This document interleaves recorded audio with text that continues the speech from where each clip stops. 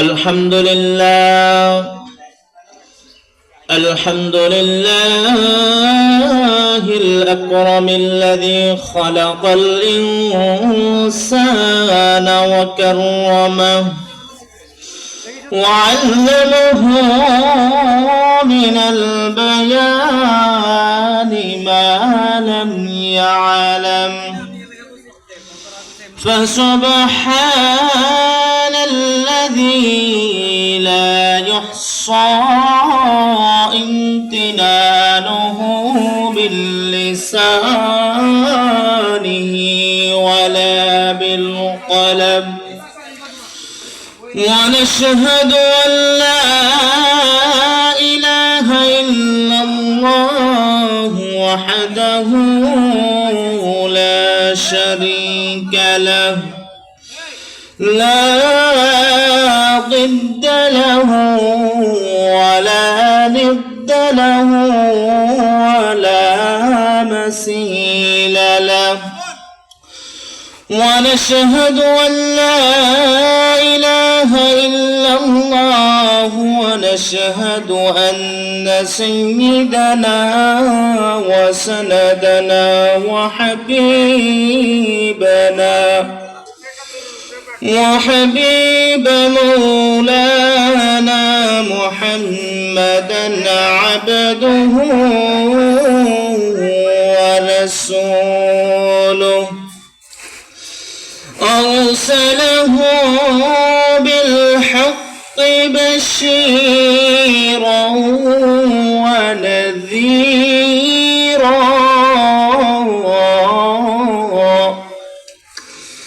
وداعيا إلى الله بإذنه وسراجا وقمرا منيرا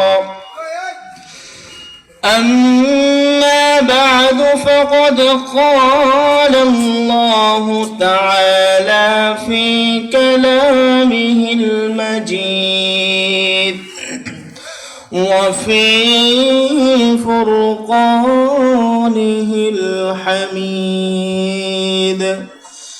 أعوذ بالله من الشيطان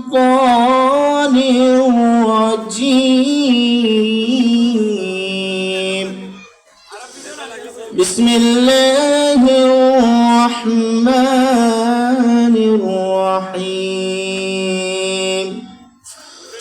والعصر إن الإنسان لفي خسر إلا الذين آمنوا وعملوا الصالحات وتواصوا بالحق وتواصوا بالصبر صدق الله العلي العظيم وصدق رسوله النبي الكريم ونحن على ذلك من الشاهدين والشاكرين والحمد لله رب العالمين قال رسول الله صلى الله عليه وسلم خيركم من تعلم القرآن وعلمه إن الله وملائكته يصلون على النبي يا أيها الذين آمنوا صلوا عليه وسلموا تسليما اللهم صل على محمد وعلى آل محمد كما صليت على إبراهيم وعلى آل إبراهيم إنك حميد مجيد اللهم بارك على محمد وعلى آل محمد كما باركت على إبراهيم وعلى آل إبراهيم إنك حميد مجيد قالوا سبحانك لا علم لنا إلا ما علمتنا إنك أنت العليم الحكيم قال رب اشرح لي صدري ويسر لي أمري واحلل عقدة من لساني يفقهوا قولي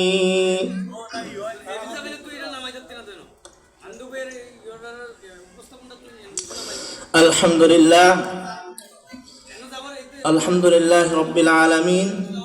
যে রব্বুল আলামিন আমাদেরকে জোহরের পর থেকে মাহফিলে আসার এবং বসার তৌফিক দিয়েছেন, মরহুম হাজী মুস্তফা মিয়া আমার স্মরণে ওয়াজ ও দোয়ার মাহফিল আয়োজন করা হয়েছে। আল্লাহ রব্বুল আলামিন মরহুম হাজী মুস্তফা মিয়াকে আল্লাহর কবরটাকে জান্নাতের বাগান বানায় দেন ওয়াজের মাহফিলের উসিলা। আমরা সকলে মরহুম হাজী মুস্তফা মিয়ার রুহের মাগফিরাত কামনা করি, সকলে বলে আল্লাহুম্মা আমিন। আল্লাহ রব্বুল আলামিন আমাদেরকে এত কাজ কাম ব্যস্ততার মাঝে যে আমাদেরকে মাহফিলে আসার এবং বসার তৌফিক দিয়েছেন, সে রব্বুল আলামিনের শুকরিয়া আদায় করি। সকলে অন্তরের অন্তঃস্থল থেকে বলুন আলহামদুলিল্লাহ। আল্লাহ রাব্বুল আলামিন সূরা ইব্রাহিমের 7 নম্বর আয়াতে বলেন, লা শাকারতুম লা আযীদান্নাকুম ওয়া লা কাফারতুম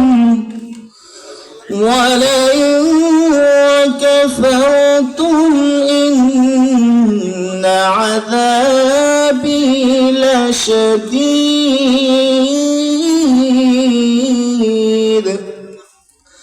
আল্লাহ রাব্বুল আলামিন বলেন, আমার নিয়ামত খেয়ে যদি আমার নিয়ামতের শুকরিয়া আদায় করো তাহলে আমি তোমাদেরকে নিয়ামত বাড়িয়ে দেব।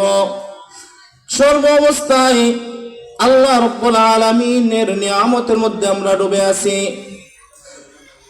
সকাল থেকে সন্ধ্যা পর্যন্ত যে রব্বুল আলামিনের নিয়ামতের মধ্যে আমরা ডুবে আছি, কিন্তু আল্লাহ রাব্বুল আলামিনের একটি নিয়ামতের গণনা করা শেষ করা যাবে না। আল্লাহ রাব্বুল আলামিন অন্য আয়াতের মধ্যে বলেন, وَإِن تَعُدُّوا نِعْمَةَ اللَّهِ لَا تُحْصُوهَا। আমার নিয়ামত যদি তোমরা গণনা শুরু করো, আমার নিয়ামতের একটি আয়াতের নিয়ামতের ব্যাখ্যা লিখতে লিখতে শেষ করতে পারবা না। তাফসীরের মধ্যে বলেন, তাম দুনিয়ার পানিগুলো যদি কালে পরিণত করা হয় আর তাম দুনিয়ার গাছগুলো যদি কালে পরিণত করা হয়, কিন্তু তাম পৃথিবীর পানিগুলো শেষ হয়ে যাবে, তাম পৃথিবীর গাছগুলো কর্মে পরিণত হলো শেষ হয়ে যাবে, কিন্তু আমার আল্লাহ রাব্বুল আলামিনের একটি আয়াতের নিয়ামত লিখতে লিখতে শেষ হবে না। আল্লাহ রাব্বুল আলামিন বলেছেন, যে নিয়ামত খেয়ে নিয়ামতের শুকরিয়া আদায় করবে আমি তাকে দুনিয়ার মধ্যে 2টি পুরস্কার দান করব। যে 1 নম্বর পুরস্কার হচ্ছে, সকাল থেকে সন্ধ্যা পর্যন্ত আমরা যে রিজিকের পিছনে দৌড়াই, রিজিকের জন্য পাগল হয়ে যাই, সকাল থেকে সন্ধ্যা পর্যন্ত রিজিকের পিছনে দৌড়াদৌড়ি করি, আল্লাহ রাব্বুল আলামিন বলেন, যদি আমার নিয়ামতের শুকরিয়া আদায় করো তোমার আমি নিয়ামত অভাব বন্টন দূর করে দেব, রিজিকের ব্যবস্থা করে দেব। রিজিকের জন্য তোমার এত পেরেশান হওয়া লাগবে না, রিজিকের জন্য তুমি এত টেনশন করা লাগবে না। তুমি যদি নিয়ামতের শুকরিয়া আদায় করো, আল্লাহ কিভাবে তোমাকে রিজিকের ব্যবস্থা করে দিবে তুমি বলতে পারবা না। সুবহানাল্লাহ। 2 নম্বরটি হচ্ছে যে আপনি যদি নিয়ামতের শুকরিয়া আদায় করেন, কাল কিয়ামতের কঠিন ময়দান আপনাকে আল্লাহ যে পুরস্কারটি দিবেন সে পুরস্কারটি হচ্ছে জান্নাত। আপনার জন্য জান্নাতের ব্যবস্থা রয়েছে। হযরত মুসা পয়গম্বর তোর পাহাড়ে যাচ্ছিলেন আল্লাহর সাথে কথা বলার জন্য, তখন মুসা পয়গম্বর আল্লাহ রাসূল সাল্লাল্লাহু মুসা পয়গম্বরের সাথে এক লোক দেখা করতে চাচ্ছিলেন। মুসা পয়গম্বর আলাইহিস সালাতু ওয়াস সালাম এক লোক দেখা করার পরে তখন লোকটি বললে, ও আল্লাহর পয়গম্বর মুসা আলাইহিস সালাতু ওয়াস সালাম, আল্লাহ রাব্বুল আলামিন এর কাছে একটি কথা আপনি বলবেন। তখন মুসা আলাইহিস সালাতু ওয়াস সালাম বললেন, বলো কি বলবো। তখন ওই লোকটি আল্লাহর পয়গম্বর মুসা আলাইহিস সালাতু ওয়াস সালামকে বললেন, আল্লাহ রাব্বুল আলামিন আমাকে এত অটল ধন সম্পদ দিয়েছে, এত সম্পদ দিয়েছে, এই ধন সম্পদ কিভাবে কমাবো আল্লাহ রাব্বুল আলামিনের কাছে জিজ্ঞাসা করবেন। তখন সামনে আরেকটু অগ্রসর হওয়ার পরে তখন আরেক লোক বলল, আল্লাহর পয়গম্বর মুসা আলাইহিস সালাতু ওয়াস সালাম বলেন, ও আল্লাহর পয়গম্বর আমাকে কেন আল্লাহ রাব্বুল আলামিন এত অভাবের মধ্যে রেখেছেন, একটা ঘর নাই, বাসস্থান নাই, ভালো জায়গা থাকার মতো, আমাকে কেন এত অভাব বন্টনের কাছে আল্লাহ রাব্বুল আলামিনের কাছে জিজ্ঞাসা করবেন। তখন সামনে আরেকটু যাওয়ার পরে আরেকটু লোক জিজ্ঞাসা করলো আল্লাহর পয়গম্বর মুসা আলাইহিস সালাতু ওয়াস সালামকে, আল্লাহর পয়গম্বর আল্লাহ রাব্বুল আলামিন আমাকে কেন দুনিয়াতে পাঠাইছে। ওই লোকটি দেখতে অঙ্গ প্রত্যঙ্গ নাই, দেখতে মানুষের মতো দেখা যায়, কিন্তু অঙ্গ প্রত্যঙ্গ নাই না থাকার কারণে মুসা পয়গম্বর আল্লাহর কাছে জিজ্ঞাসা করার জন্য বলছে। তখন মুসা আলাইহিস সালাতু ওয়াস সালাম তোর পাহাড়ের মধ্যে গিয়ে আল্লাহর পয়গম্বর আল্লাহর সাথে কথা বললেন। কথা বলে আসার পথে রাস্তা দেখা হয়ে গেল প্রথম লোকটির সাথে। প্রথম লোকটি দেখার পরে বলল, ও আল্লাহর পয়গম্বর মুসা আলাইহিস সালাতু ওয়াস সালাম আমার ব্যাপারে আল্লাহ রাব্বুল আলামিন কি বললেন। তখন বলল, তুমি যদি আল্লাহর নিয়ামতের শুকরিয়া আদায় করা বন্ধ করে দাও তাহলে তোমাকে আল্লাহ রাব্বুল আলামিন ধন সম্পদ কমিয়ে দিবে।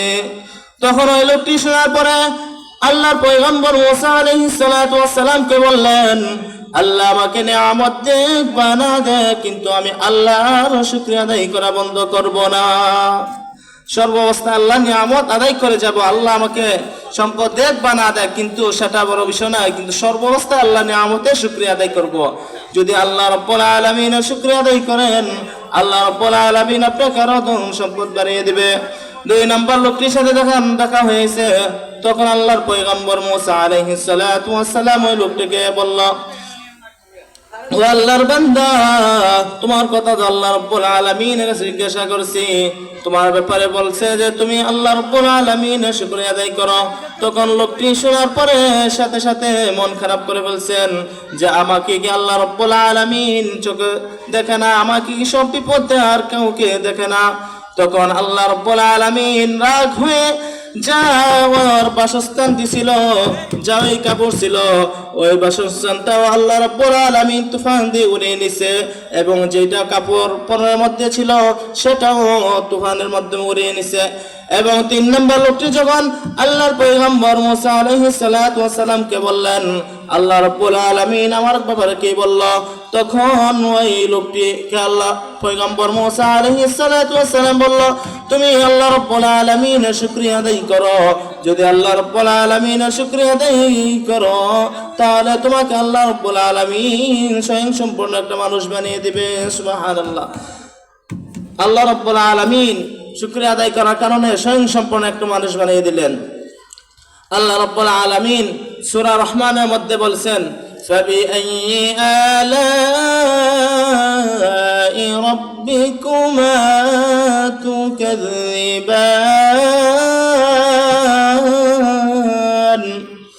তোমরা আমার নিয়ামত কোন নিয়ামত স্বীকার করবা, কোন নিয়ামতই অস্বীকার করা যাবে না। সর্বাবস্থায় আল্লাহ রাব্বুল আলামিনের নিয়ামতের শুকরিয়া আদায় করা লাগবে।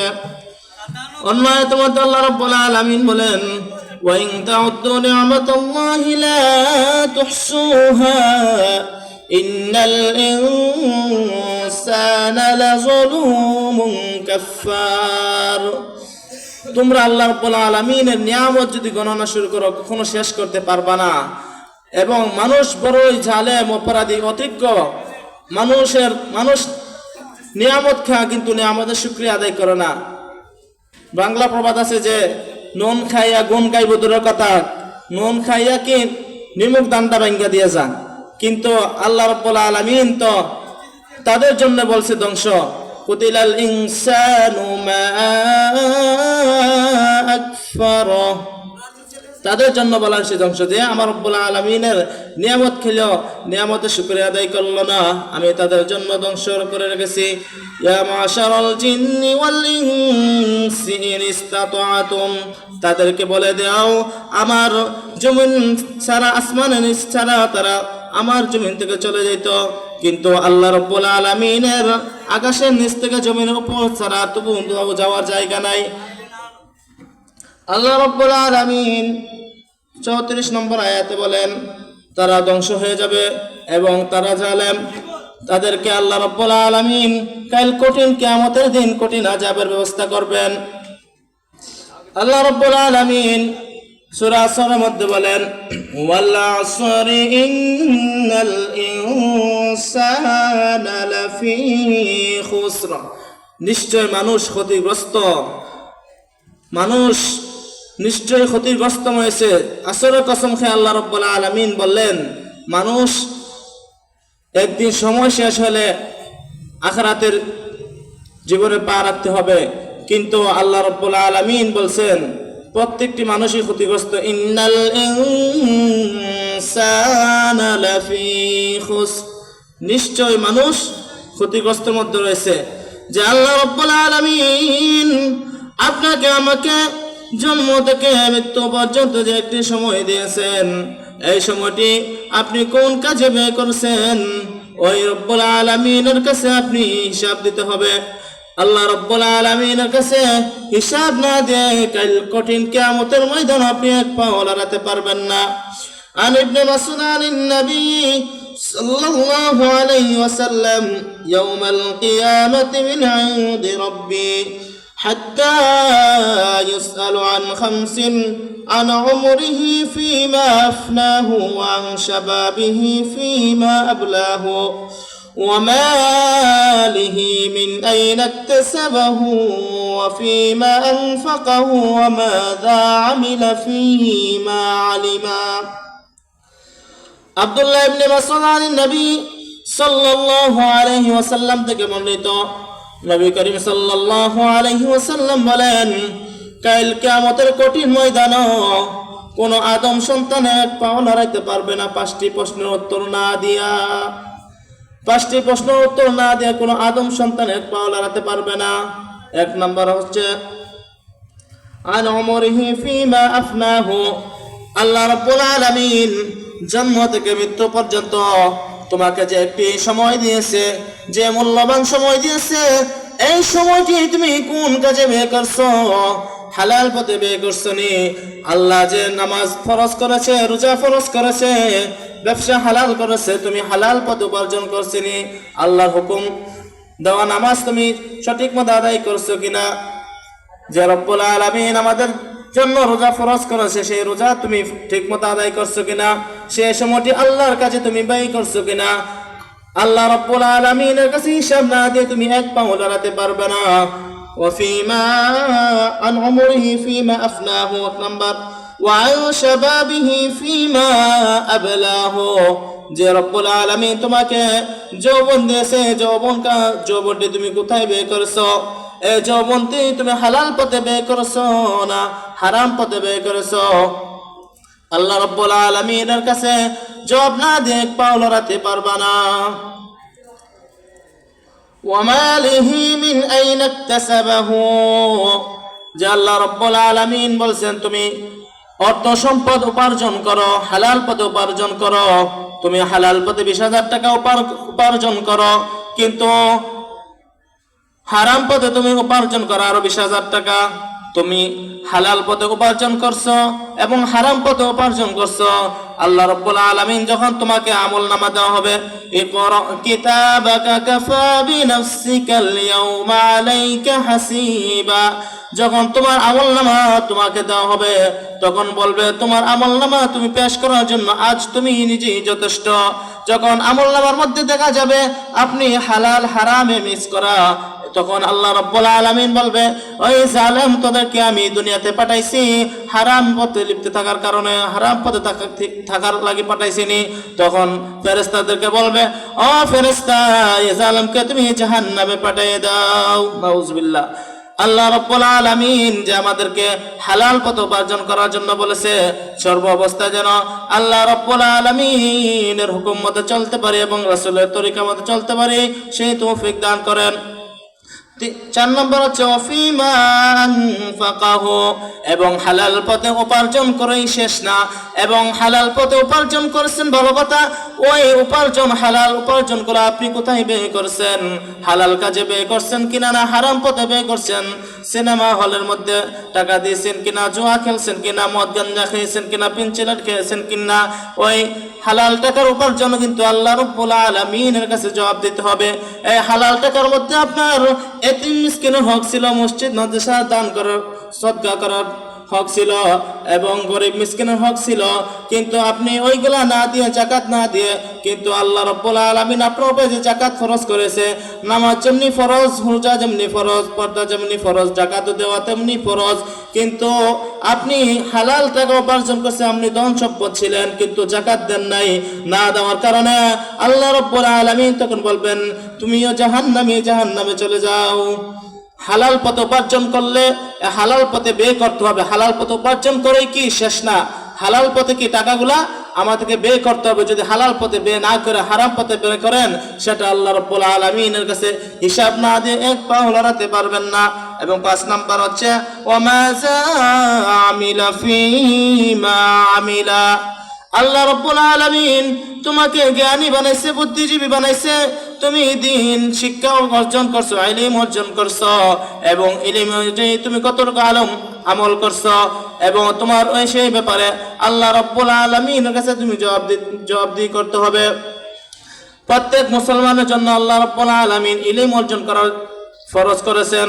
নবী করিম সাল্লাল্লাহু আলাইহি ওয়াসাল্লাম বলেন, তালাবুল ইলমি ফরিদাতুন আলা কুল্লি মুসলিমিন ওয়াল মুসলিমাত, প্রত্যেক মুসলমানের উপর, নর ও নারীর উপর আমি দিন শিক্ষা করা ফরজ করেছি, এবং যতটুকু শিক্ষা অর্জন করে তোমার বাস্তব জীবন চলতে পারবা, তোমার জীবনটা চালাইতে পারবা, এবং হক হালাল মেনে তুমি চলতে পারবা, আল্লাহ রাসূল মেনে চলতে পারবা, রাসূল অনুযায়ী চলতে পারবা, সেই অনুযায়ী তোমাকে দ্বীনি ইলম শিক্ষা করা ফরজ। এবং যদি দ্বীনি ইলম শিক্ষা না করো, এবং শিক্ষা করলে শেষ হবে না, সেই অনুযায়ী তুমি আমল করছো কিনা, মানুষের কাছে ইসলামের দাওয়াত পৌঁছে দিছো কিনা, সেই ব্যাপারে আল্লাহ রাব্বুল আলামিনের কাছে হিসাব দিতে হবে। হিসাব না দিয়ে তুমি কয়েক পাও লড়াতে পারবে না। তোমাকে দ্বীনি ইলম শিক্ষা করা যতটুকু ফরজ, ততটুকু তোমার জীবন চালাইতে দরকার, ততটুকু শিক্ষা অর্জন করা প্রত্যেক মুসলমানের উপর ফরজ। আল্লাহ রাব্বুল আলামিন সূরা যারিয়ার মধ্যে বলেন, তুমি যতটুকু আমল করবা কাল কিয়ামতের কঠিন ময়দান ততটুকু দেখতে পারবা। ফামান ইয়ামাল মিসকালা যাররাতিন খায়রান ইয়ারা, বিন্দু পরিমাণ যদি আমল করো, সরিষা দানা পরিমাণ যদি তুমি আমল করো, সেটাও তুমি কাল কিয়ামতের কঠিন ময়দানে তুমি দেখতে পারবা। আল্লাহ রাব্বুল আলামিন তোমাকে দেখাবো, ওই বান্দা দেখ তোমার আমল নামা, তুমি দুনিয়া থাকতে ছোট ছোট আমল করছিলা, তাও তুমি তোমার আমলের মধ্যে আছে, ছোট ছোট গুনাহ করছিলা, তাও তোমার আমলের মধ্যে আছে। আজ তুমি তোমার আমল দেখো, তোমার আমল যদি ভালো হয়, তোমাকে আল্লাহ রাব্বুল আলামিন ডানাতে আমল নামা দেওয়া হবে। আর যদি তোমার আমল খারাপ হয়, তাহলে তোমার আমল নামাগুলো বাম হাতে দেওয়া হবে। আল্লাহ রাব্বুল আলামিন যেন আমাদের প্রত্যেকের আমলগুলো ভালো করতে পারি, সেই তৌফিক দান করেন। সূরা আসরের মধ্যে আমি ছিলাম, ওয়াল আসরি ইন্নাল ইনসানা লাফি খুসর, নিশ্চয় মানুষ ক্ষতিগ্রস্তের মধ্যে রয়েছে। সূরা আসর ছোট্ট একটি সূরা অনেকে আমরা মুখস্থ পারি, কিন্তু এই সূরার অনেক ফজিলত রয়েছে। এই সূরাটি এমন ফজিলত যে আল্লাহ রাব্বুল আলামিন বলছেন যে কুরাইশের মধ্যে 114টি সূরা রয়েছে। 114টি সূরার মধ্যে যদি শুধু একটা সূরাই নাজিল হইতো, বাকি 113টি সূরা নাজিল না হইতো, সূরা আসর যদি তোমরা জীবন চালাইতে বাস্তবায়ন করতে, সূরা আসরই তোমাদের জন্য যথেষ্ট ছিল। সুবহানাল্লাহ। সাহাবী কারীম সাল্লাল্লাহু আলাইহি ওয়াসাল্লাম যখন এক সাহাবী আরেক সাহাবীর সাথে দেখা হইতো, তখন সাহাবায়ে কেরামরা সূরা আসর তেলাওয়াত করে শোনাইতেন, এতই ফজিলত ছিল। সূরা আসর নাজিল হওয়ার একটা প্রেক্ষাপট রয়েছে, শানে নজুল রয়েছে। তাফসীর কারণ বলেন, আল্লাহ রাব্বুল আলামিন সূরা আসর নাজিল করেছেন এক সাহাবীর হযরত আবু বকর সিদ্দিক রাদিয়াল্লাহু তাআলা শানে। আবু বকর আমাদের নবী বিশ্ব নবী হযরত জনাব মুহাম্মদ সাল্লাল্লাহু আলাইহি ওয়াসাল্লাম নবুয়ত লাভ করার পরে তখন কালেমার দাওয়াত দিয়েছিলেন হযরত আবু বকর রাদিয়াল্লাহু তাআলা আনহুকে। তখন আবু বকর রাদিয়াল্লাহু তাআলা আনহু ইসলাম ধর্ম গ্রহণ করেন নাই। আবু বকর রাদিয়াল্লাহু তাআলা এক কাফেরের সাথে ব্যবসা করতেন। ওনার বাবা ছিলেন ব্যবসায়িক, কাফেরের নাম ছিল কালাদা ইবনে উসাই। আবু বকর রাদিয়াল্লাহু তাআলা আনহুকে জনাব মুহাম্মদ সাল্লাল্লাহু আলাইহি ওয়াসাল্লাম ইসলামের দাওয়াত দিলেন, কালিমা পড়ে মুসলমান হয়ে গেলেন। তখন আবু বকর রাদিয়াল্লাহু তাআলা আনহুকে আল্লাহর নবী জনাব মুহাম্মদ সাল্লাল্লাহু আলাইহি ওয়াসাল্লাম বললেন, আপনি কালেমার দাওয়াত গ্রহণ করেছেন এবং কালেমার দাওয়াত মানুষের কাছে পৌঁছে দেন। তখন কালাদা ইবনে উসাই কাফের আবু বকর রাদিয়াল্লাহু তাআলা আনহুকে বললেন, আপনি আব্দুল মুত্তালিবের ছেলে মুহাম্মদের ইসলাম ধর্ম গ্রহণ করেছেন। ইসলাম ধর্ম গ্রহণ করার কারণে আপনি তো ক্ষতির মধ্যে পড়ে গেলেন, আপনি তো ব্যবসা থেকে লস হয়ে গেলেন। আপনার যে দাদার বাপের ধন সম্পদ ছিল, ওই ধন সম্পদ থেকে আপনি বিচ্ছিন্ন হয়ে গেলেন। তখন আবু বকর রাদিয়াল্লাহু তাআলা আনহু ওই কাফের বন্ধুকে বললেন, কালাদা ইবনে উসাইকে বললেন, ও নাফরমান বান্দা, আল্লাহ এবং আল্লাহ রাসূলের আনুগত্য করলে, আল্লাহ রাসূলের গোলামি হয়ে গেলে লসের মধ্যে পড়ে না। আল্লাহ রাব্বুল আলামিন বলেন তারাই সফল। আল্লাহ রাব্বুল আলামিনের গোলামি হয়ে গেলে ক্ষতির মধ্যে পড়ে না। যারা আল্লাহ রাব্বুল আলামিন গোলামি থেকে দূরে রয়েছে তারাই মূলত ক্ষতির মধ্যে রয়েছে। আল্লাহ রাব্বুল আলামিন এর আয়াতে পরে আয়াতে বলেন, ইল্লাল্লাযীনা আমানু ওয়া আমিলুস সালিহাত ওয়া তাওয়াসাউ বিল হাক্কি ওয়া তাওয়াসাউ বিস সাবর। ইল্লাল্লাযীনা আমানু, তোমরা ঈমান আনো এবং নেক আমল করো। ঈমান বলতে কি আমরা মুখে ঈমান আনলাম এবং অন্তরে বিশ্বাস করলাম, সেটার নাম ঈমান না। এবং মুখে ঈমান আনা, অন্তরে বিশ্বাস করা, কাজ কামে বাস্তবায়ন করা, সেটার নাম হল ঈমান। এবং আমি ঈমান আনলাম, বাটপারি করলাম, ব্যবসার মধ্যে ভেজাল দিলাম, খাদ্যের মধ্যে ভেজাল দিলাম, ঈমান আনলাম, আমি চুরি করলাম, বাটপারি করলাম, কিন্তু সেই ঈমান আপনাকে জাহান্নামে নিয়ে যাবে। আপনি ঈমান আনে থাকেন, ওই ঈমান অনুযায়ী আল্লাহ এবং রাসূলের তরিকা মতো আপনি চলতে হবে। ওই ঈমান আল্লাহ রাব্বুল আলামিন বলছে আপনাকে জান্নাতে নিয়ে যাবে। ইল্লাল্লাযীনা আমানু, এবং ঈমান আনার পরেই শেষ না, ওয়া আমিলুস সালিহাত, ঈমান আনার পরে আপনাকে নেক কাজ করতে হবে, নেক আমল করতে হবে। আপনাকে যে আল্লাহ রাব্বুল আলামিন নেক কাজ করার জন্য যে দুনিয়াতে পাঠাইছেন খলিফা হিসাবে, প্রত্যেক মুসলমানদের আল্লাহ রাব্বুল আলামিন একটি উদ্দেশ্য দিয়ে পাঠাইছেন। আল্লাহ রাব্বুল আলামিন বলেন, ওয়ামা খালাকাতুল জিন্না ওয়াল ইনসা ইল্লা লিয়াবুদুন, জিন এবং ইনসানকে আমি একমাত্র সৃষ্টি করেছি ইবাদত বন্দেগী করার জন্য। জিন এবং ইনসানকে সৃষ্টি করেছেন ইবাদত বন্দেগী করার জন্য। আমরা ইবাদতও করি, কিন্তু ইবাদতের পাশাপাশি গুনার কাজও করি। কিন্তু আল্লাহ রাব্বুল আলামিন বলছেন, গুনার কাজ করো ঠিক আছে, সমস্যা নাই, কিন্তু গুনার পরে যদি আমার কাছে তওবা করো আমি তোমাদেরকে মাফ করে দেব। সুবহানাল্লাহ। কিন্তু আমরা গুনাহ করার পরে কিন্তু স্বাদ পাই, আনন্দই পাই, কিন্তু তওবা করার কোনো খবর থাকে না। গুনাহ করতে করতে আমাদের অন্তরটা এমন অবস্থা হয়ে যায়, আমাদের কলবটা নষ্ট হয়ে যায়। তখন আমাদের আর আল্লাহর কথা শুনলে, নামাজের কথা শুনলে, ইসলামের কথা শুনলে কোনো কিছু ভালো লাগে না। তখন আমরা ইমানে যেমন একটি জিনিস লোহার মধ্যে থাকতে থাকে জংকার ধরে নষ্ট হয়ে যায়, তেমনি ভাবে নাফরমানি কথা শুনতে শুনতে আমাদের ঈমানটা নষ্ট হয়ে যায়। আমাদের ঈমানটাকে তাজা করতে হলে আল্লাহ রাব্বুল আলামিন বলছেন, ইল্লাল্লাযীনা আমানু ওয়া আমিলুস সালিহাত, ঈমান আনো এবং নেক আমল করতে হবে, এবং নেক আমলের পাশাপাশি গুনাহের কাছ থেকে বিরত থাকতে হবে। আল্লাহ রাব্বুল আলামিন বলেন, তা'মুরুনা বিল মা'রুফ ওয়া তানহাউনা আনিল মুনকার, সৎ কাজের আদেশ দাও, অসৎ কাজের নিষেধ দাও, এবং সৎ কাজের আদেশ দিতে হবে, অসৎ কাজ থেকে নিষেধ দিতে হবে। ওয়া তাওয়াসাউ বিল হাক্কি ওয়া তাওয়াসাউ বিস সাবর, আল্লাহ রাব্বুল আলামিন বলছেন সবরের দাওয়াত দাও, হকের দাওয়াত দাও। যেখানে তোমাকে হকের দাওয়াত দিলে বাধা আসবে, তোমাকে সেখানে হকের দাওয়াত দিতে হবে। বাধা আসলেও তুমি হকের দাওয়াত দিতে হবে। তোমার ইমানি পরীক্ষা, আল্লাহর পয়গম্বর ইব্রাহিম আলাইহিস সালাতু ওয়াস সালামকে পরীক্ষার মধ্যে ফেলছিলেন, আগুনের মধ্যে ফেলছিলেন, কিন্তু আল্লাহর পয়গম্বর ইব্রাহিম আলাইহিস সালাতু ওয়াস সালাম কিন্তু হতাশ হন নাই, পরীক্ষার মধ্যে জয় হয়ে গেলেন। প্রতিটা সাহাবীদেরকে পরীক্ষার মধ্যে ফেলতে হয়েছে। আমাদেরকে এমন পরীক্ষা আসবে, আমরা যখন ভালো কাজের আদেশ দিব আমাদের উপর হামলা মামলা, অনেক জুলুম নির্যাতন আসবে, কিন্তু আমরা যদি ঈমানের উপর অটল থেকে আল্লাহ রাব্বুল আলামিনের দাওয়াতের কাজ চালিয়ে যেতে পারি, কিন্তু আল্লাহ রাব্বুল আলামিন বলেন তারাই সফল কাম। আল্লাহ রাব্বুল আলামিন সূরা মুমিনুনের মধ্যে বলেন, ক্বাদ আফলাহাল মুমিনুন,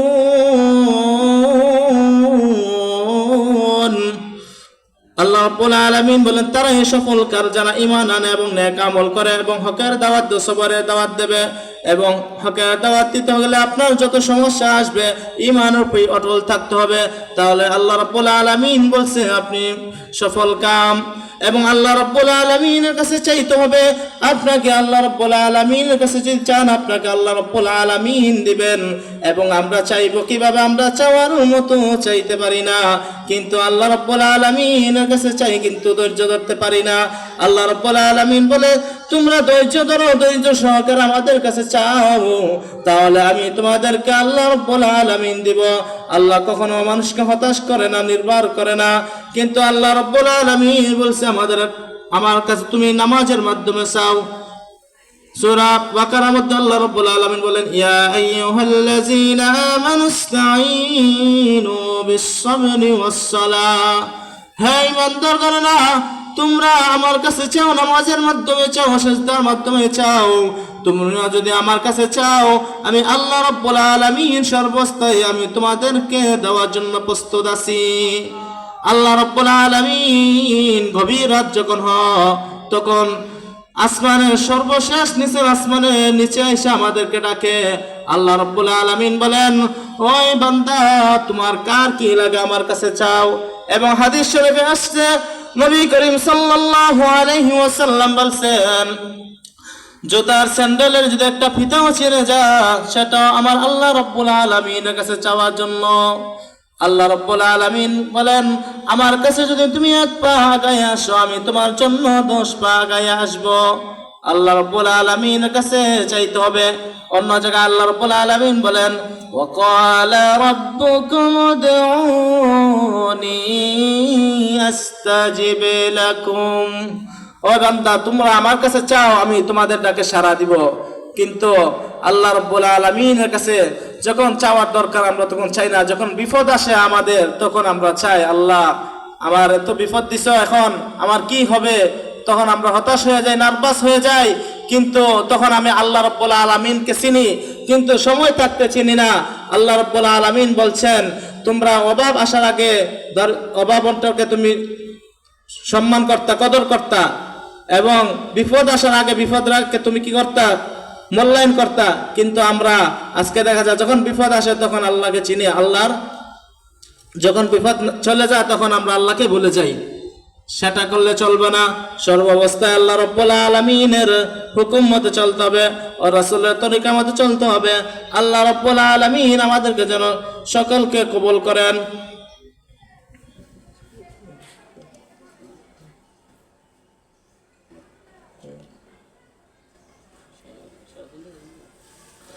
আল্লাহ রাব্বুল আলামিন আমাদেরকে যে আদেশ দিয়েছেন, 5 ওয়াক্ত নামাজ ফরজ করেছেন, আল্লাহ রাব্বুল আলামিনের ঠিক মতো ফরজ নামাজগুলো আমরা আজকে আদায় করি না। আল্লাহর যখন বিদায় ভাষণে আল্লাহর নবী করিম সাল্লাল্লাহু আলাইহি সাল্লাম বিদায় নিবেন, তখন আয়েশা রাদিয়াল্লাহু তাআলা আনহুকে বিশ্ব নবী জনাব মুহাম্মদ সাল্লাল্লাহু আলাইহি ওয়াসাল্লাম এর রুমে গিয়ে বললেন, ও আয়েশা, আমার অনেক প্রচন্ড মাথা ব্যথা করতেছে। তখন আম্মা জান আয়েশা রাদিয়াল্লাহু তাআলা আনহু বিশ্ব নবীজির মাথার মধ্যে পানি দিয়ে দিলেন। তখন একটু হালকা হয়েছিল। বিশ্ব নবীজি যখন শোয়া থেকে উঠে পড়ছেন, তখন উঠতে গিয়ে হঠাৎ করে পড়ে গেলেন। তখন আবার বিশ্ব নবী জনাব মুহাম্মদ সাল্লাল্লাহু আলাইহি ওয়াসাল্লামকে শোয়ায়ে পড়লেন এবং এমন সময় বেলাল রাদিয়াল্লাহু তাআলা আযান দিলেন। তখন আল্লাহর নবী মুহাম্মদ সাল্লাল্লাহু আলাইহি সাল্লাম আযান শুনতে পেলেন। তখন আযান শোনার পরে পরে সাহাবায়ে কেরামরা নামাজ পড়ার জন্য রেডি হয়ে গেছে। নবীজি যখন নামাজে যেতে পারে নাই অসুস্থতার কারণে, আম্মা জান আয়েশা রাদিয়াল্লাহু তাআলা আনহাকে নবী করিম সাল্লাল্লাহু আলাইহি ওয়াসাল্লামকে বললেন, ও আয়েশা, আমি অসুস্থ, আমি নামাজ পড়াইতে পারবো না, ইমামতি করাইতে পারবো না। আমার অনুপস্থিতিতে আবু বকর সিদ্দিক রাদিয়াল্লাহু তাআলা আনহুকে নামাজ পড়ার জন্য অনুরোধ করো। তখন আম্মা জান আয়েশা রাদিয়াল্লাহু তাআলা আনহু আবু বকর সিদ্দিক রাদিয়াল্লাহু তাআলা আনহুকে ইমামতি করার জন্য বলছেন। তখন সাহাবায়ে কেরামরা দেখে একজন আরেকজনকে তাকাচ্ছে, বলছে, আবার নবীজির কি হলো? আমার নবীজি ইমামতির মধ্যে নাই, আমরা কি আর নবীজির পিছনে নামাজ আদায় করতে পারবো না? আমরা কি নবীজির পিছনে আর নামাজ পড়তে পারবো না? একজন আরেকজনের দিকে তাকাচ্ছে আর চোখে দিয়ে কান্না করছে। তখন আবু বকর রাদিয়াল্লাহু তাআলা আনহু নামাজ শুরু করে দিলেন। তখন আমার নবী বিশ্ব নবীজি জনাব মুহাম্মদ সাল্লাল্লাহু আলাইহি ওয়াসাল্লাম বললেন, ও আম্মা আয়েশা রাদিয়াল্লাহু তাআলা, জানালাটা একটু খোলো দেখি আমার সাহাবী আবু বকর রাদিয়াল্লাহু তাআলা কিভাবে নামাজ পড়াচ্ছে। তখন কাতারবন্দি ভাবে নামাজ পড়াচ্ছে। আল্লাহ রাসূল সাল্লাল্লাহু আলাইহি ওয়াসাল্লাম সেটা দেখে অনেক খুশি হয়ে কান্না শুরু করলেন। তখন আয়েশা রাদিয়াল্লাহু তাআলা আনহু নবী করিম সাল্লাল্লাহু আলাইহি ওয়াসাল্লামকে বললেন, ও নবীজি, আপনি কান্না করছেন কেন? আপনি খুশি হওয়ার কথা ছিলেন। আয়েশা রাদিয়াল্লাহু তাআলা আনহুকে নবী করিম সাল্লাল্লাহু আলাইহি ওয়াসাল্লাম বলেন, আমি দুঃখের জন্য কান্না করছি না, আমি আনন্দের জন্য কান্না করছি। যে নামাজের জন্য আমি তাইফের ময়দানে অনেক কষ্ট করলাম, আমি নামাজের জন্য যে অনেক মারধর খেলাম। নামাজ পড়তে মক্কার মধ্যে যখন আমি নামাজ আদায় করতাম, তখন কাফেররা আমার মধ্যে মূর্তি ঢুকিয়ে দিতেন। যখন আমি নামাজ আদায় করতাম, কাফের মুশরিকরা আমার উটের নারী ভরে আমার পিঠের মধ্যে দিয়ে দিতেন। আজ এই নামাজ প্রতিষ্ঠিত হয়েছে, ইসলামিকভাবে নামাজ প্রতিষ্ঠিত হয়েছে। সেই নামাজ প্রতিষ্ঠিত হওয়ার কারণে আমি সেই খুশিতে কান্না করছি। সুবহানাল্লাহ। আল্লাহ রাব্বুল আলামিন, আল্লাহ নবী করিম সাল্লাল্লাহু আলাইহি সাল্লাম যখন বিদায় নিয়ে যাবেন, তখন 3 বার বলে গেলেন, আসসালাহ সালাহ, তোমরা নামাজ 5 ওয়াক্ত নামাজ কখনো ছাড়বা না। নামাজ আজকে আমরা নামাজ টাইম মতো আদায় করি না, নামাজের মধ্যে আমরা বেখিলি হয়ে যাই। মুয়াজ্জিন যখন বলে আসসালাতু খায়রুম মিনান নাওম,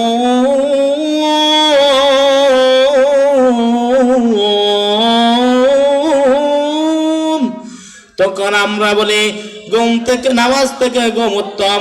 আর এখানে আল্লাহ রাব্বুল আলামিন বলেন ঘুম থেকে নামাজ উত্তম। ঘুম থেকে কি? নামাজ উত্তম। কিন্তু নামাজ ছেড়ে আমরা দুনিয়ার পিছনে দৌড়াচ্ছি, দুনিয়ার পিছনে, টাকার পিছনে আমরা দৌড়াই আমাদের জীবনটা শেষ করে দিচ্ছি। ছেলের পিছনে দৌড়াই, মেয়েদের পিছনে দৌড়াইয়া আমাদের আরো সম্পদ লাগবে, আমার আরো সম্পদ লাগবে। সম্পদ করতে করতে আমাদের জীবনটা একদিন শেষ হয়ে যায়। আল্লাহ রাব্বুল আলামিন বলেন কুল্লু নাফসিন যায়কাতুল মাউত, প্রত্যেক প্রাণী মৃত্যুশীল, মৃত্যুর স্বাদ একদিন গ্রহণ করতে হবে। এবং মৃত্যুর স্বাদ গ্রহণ করা কোনো প্রাণী নাই দুনিয়ার মধ্যে, যত প্রাণী রয়েছে প্রত্যেকটা প্রাণী কি মৃত্যুর স্বাদ গ্রহণ করতে হবে। সেই মৃত্যুর স্বাদ আমাদেরকে গ্রহণ করতে হবে।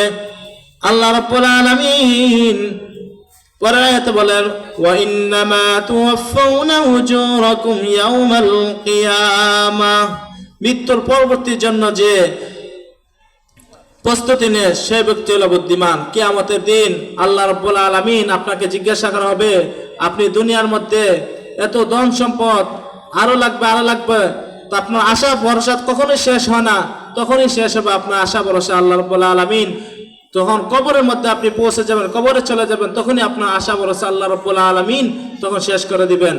আল্লাহ রাব্বুল আলামিন আমাদেরকে যে কথাগুলো বললাম, আল্লাহ রাব্বুল আলামিন যেন আমাদেরকে আমল করার তৌফিক দান করেন এবং মাহফিলকে যেন আল্লাহ রাব্বুল আলামিন কবুল করেন এবং মাহফিলের উসিলায় গাজী মুস্তাফি মিয়ার রুহের মাগফিরাত কামনা করে আল্লাহ রাব্বুল আলামিন হাজী মুস্তাফি মিয়াকে আল্লাহ যেন মাফ করে দেন এবং তার পরিবার থেকে আরো যারা দুনিয়া ছাইরা অন্ধকার কবরে শাহিদ হয়ে গেছেন আল্লাহ রাব্বুল আলামিন সবাইকে যেন মাফ করেন। আল্লাহ রাব্বুল আলামিন আমাদেরকে যেন কবুল করেন। সকলে আমাদের জন্য দোয়া করবেন। আসসালামু আলাইকুম ওয়া রাহমাতুল্লাহি ওয়া বারাকাতুহু ওয়া আখির দাওয়ানা আলহামদুলিল্লাহি রাব্বিল আলামিন।